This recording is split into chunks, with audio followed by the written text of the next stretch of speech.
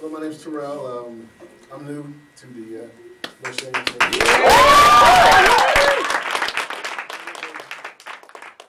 going to try to do two if I can get them all done, but my first one is called Poem with No Title.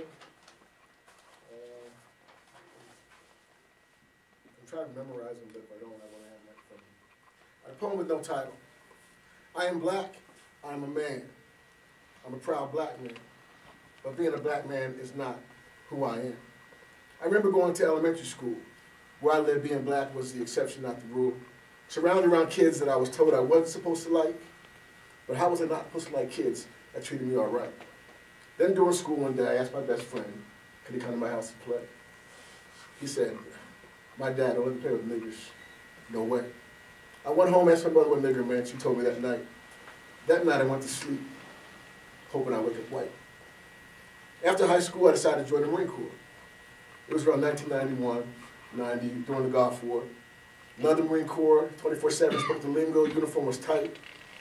Then the so-called brother said, this white boy's acting blacker than you. You need to stop acting white. I said, I'm not acting white, I'm not like a Marine. When you put this uniform on, everybody's green. I don't know what I did. I don't know why he gave me that attack. But that night, I went to sleep, hoping I'd wake up black. All right.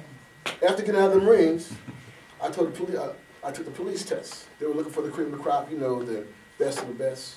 Soon afterwards, I got a call. They offered me a badge. I asked my friend John. He had a better grade than I had. They said, mind your business. Let's worry about you. John don't fit the quota. He don't look like you do. Like they say, it ain't fun when the rabbit got the gun. But two wrongs don't make it right, so who really won? That night, I went to sleep, disappointed, but I was glad I wasn't white. On the job patrol, and rode up on the crowd. All I heard was kill him, kill him. I could still hear it was loud. Called for backup, drew my weapon, told everybody to get down. It was a bunch of white people and black people trying to kill us Mexican on the ground. If I wouldn't have showed up that night, for sure, I know they would have killed them. I know this is true. That night, I went to sleep, proud that I was blue. Years later, I was working, I received a phone call. 3 men broke into my mom's house, and they caught them all. They say we as black people are supposed to take care of each other. But if that is true, then why did 3 so-called brothers kill my black mother? Now she's gone and I can't bring her back. That night I went to sleep thinking it didn't help her being black. 6 years ago I met someone who literally changed my life. She's given me the privilege of making her my wife. She's given me a vision that allows me to be free of all the labels given by society. Never feeling pressure of me being black, her being white. Last night I went to sleep and I slept soundly all night. See, on my mom's side, she was mixed and she has some fair skin. My father was black, he was mixed with Creole and Indian. Basically, I'm not sure what I am. But there's one thing I know I'm not, and that's just a black man. I'm a true friend, a good husband, loyal patriot, and a great father. And if you think you need to add black to that, please don't bother. I am black, I'm a man. I'm a proud black man. But being black man is not who I am.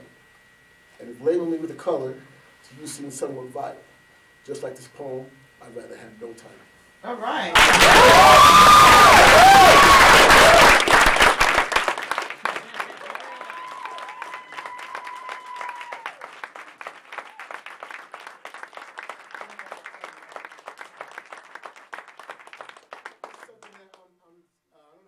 Slam poetry. I'm really trying to get more into my poetry and try to memorize my stuff. But when it's what is poetry to me, or what is spoken word to me. And when I think of poetry, it gives you goosebumps. And I've always loved poetry. It's something that Peter Piper was my favorite rhyme. And when I grew up, my sister used to force me to do Miss Mary Mack, black, time after time. When I explain poetry, I can sound all dramatic, and I can sound like this. Or I can break it down like this, but then there might be words you miss. I can talk about, I can describe it how a fat kid loves cake, or I can talk about, how a crack fiend can't help to shake. But for me, that would be fake, because poetry, spoken word, is something that you're supposed to make, true word that I make. So what I do, first my mind will percolate. Then I get a pen and paper, and I dictate. Your mind I try to manipulate. Won't give you any room to speculate. Serve it up like a dinner plate. spice it with poetry, and let it marinate. Hoping I inspire and motivate. Poetry, like what it means to me.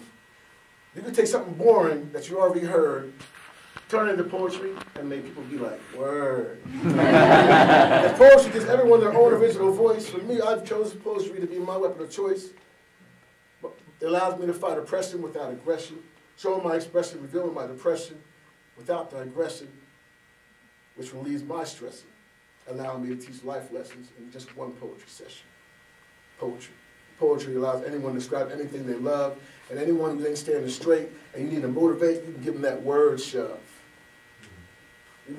It allows your listeners to switch roles. It makes grown men cry and make women go, whoa! It makes old folks be like, yeah, I know. It makes kids be like, that boy can flow. So if you ask me really what poetry is, or spoken word is, it's basically just let yourself go.